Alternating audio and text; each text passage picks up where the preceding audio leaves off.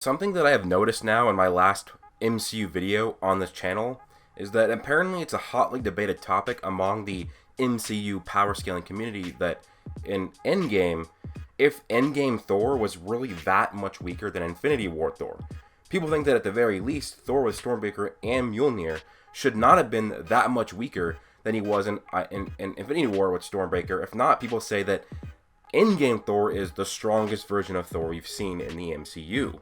And people say that him being that fat and lazy should not have been that much of a power reduction. But honestly, in my opinion, upon seeing the movie in theaters, I could immediately tell that Thor was much weaker in Endgame, and it was obvious. And to most people I've talked to this about, it's extremely obvious. I mean, Thor went from being a rival to the 6-stone Thanos with just Stormbreaker to being bodied by a no-stone Thanos, despite having an additional power amplifying weapon in Mjolnir.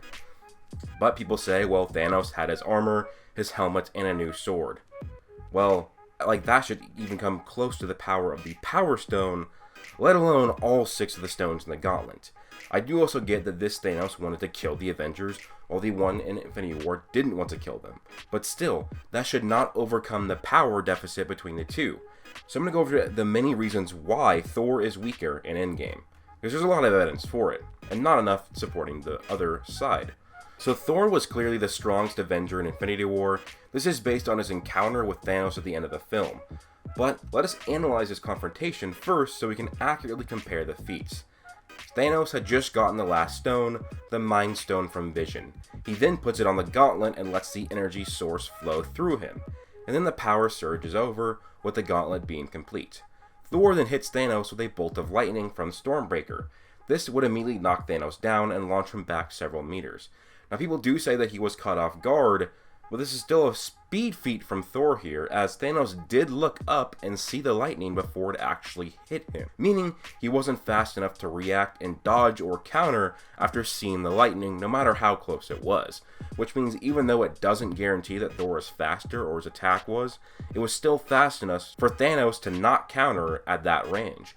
And this is a Thanos amped by the Power Stone and the 6 stones, including an amped Power Stone. After Thanos gets up from this blow, he aims the gauntlet at Thor, launching a beam of energy towards him, as to which Thor throws Stormbreaker in a battle axe style throw, and it no-sells the Infinity Stone energy beam, flying right through it and impaling Thanos in the chest.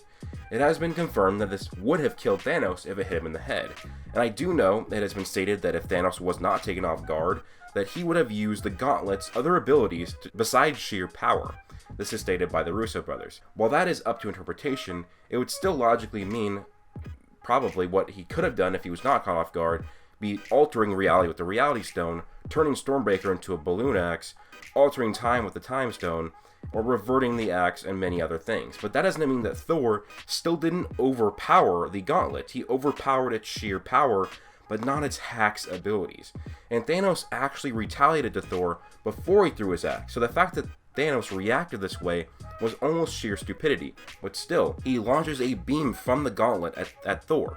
He's using the 6-stone gauntlet at Thor, and Thor throws his axe and it no-sells it, right through it. So either way, Thor was fast enough to take Thanos off guard, as well as powerful enough to knock him back. Again, to knock through the sheer power of the gauntlet, not its hack's abilities, and was able to impale Thanos, overpowering Thanos' amped durability. Now let's look at Endgame Thor.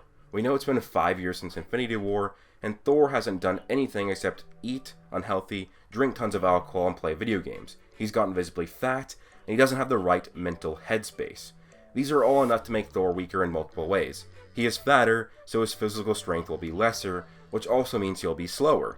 If he has only been playing Fortnite, this means he hasn't been working on his magical powers, which likely means both less magical power and less control of said magical power. The lesser magic power thing is 100% in Endgame. Thor never goes into his full god mode lightning state in the film without wielding the weapons, at least nowhere near to the extent he did in Ragnarok and Infinity War. This should automatically make him weaker, since the reason he was so strong in Infinity War was combining his new-found magic power with Stormbreaker, a king's weapon. So if he is channeling less magic power into the weapon, then he is weaker and so are his attacks. Now, let's go into the actual feats here too. as Thor with Stormbreaker and Mjolnir teams up with Cap and Iron Man against Thanos, although they literally do absolutely nothing to him. In fact, Thanos is only ever even getting countered once Cap picks up Mjolnir, which actually makes it possible and likely that Captain America with Mjolnir was even stronger than Thor with Stormbreaker and Mjolnir, truly showing how much weaker Thor has gotten in Endgame. Thor also just looks so much slower in Endgame compared to his other films. Stormbreaker is easily parried by Thanos in Endgame, yet with the stones it pierces through the energy beam and chest. Now, I do understand here is that Thanos does have his armor suit, his helmet, and a new sword, and it has the more so intent to kill, instead of just to beat the Avengers and knock them out of his path. Although pairing all those together, that should not overpower the Power Stone. An armor, suit, a sword, and a helmet does not overpower the Power Stone, let alone all 6 stones. And also, remember how Thor's lightning in Infinity War knocked back a gauntlet-powered Thanos? Well, look at what Thor's lightning with the added power of Mjolnir paired with Tony's suit does to Thanos. Absolutely nothing. He blocks it near flawlessly and parries it. Are you really going to tell me that intent and a sword is really going to make up the difference of the power of the Infinity Stones? Now, I've just seen way more evidence supporting Thor being weaker, and the only evidence that I have been provided to the contrary has been easily debunked. People say that because Thor was fodderized by Thanos in the beginning of Infinity War, that means he was just weak compared to base Thanos. But we also have to remember that Thor had just got done with the fight of his life with Hela, and thus his stamina and overall power should be much lower. Also, Thor didn't use any of his god lightning powers against Thanos, so not only was not a full power Thor, but a weakened Thor that went against Thanos. It was just simply a base form Thor. So that doesn't prove anything at all. In fact, it proves the contrary.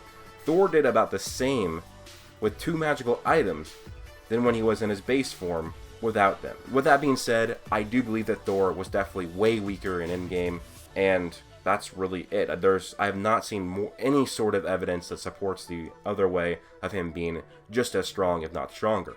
I have seen people say that this version of Thor is the strongest Thor we've seen in the MCU, and I just can't believe that, because if it was, by proxy, that would make this version of Thanos stronger than Infinity War Thanos when he had the gauntlet with all 6 stones. So, what other Marvel videos do you guys want, or do you want DC videos? Let me know down below. I'm trying to do Marvel videos more often, mainly MCU, because that's stuff I'm more knowledgeable in. But anyways, guys, let me know your thoughts down below. Please do leave a like, comment, and subscribe. Hope you guys all have an amazing day. Peace out. Plus...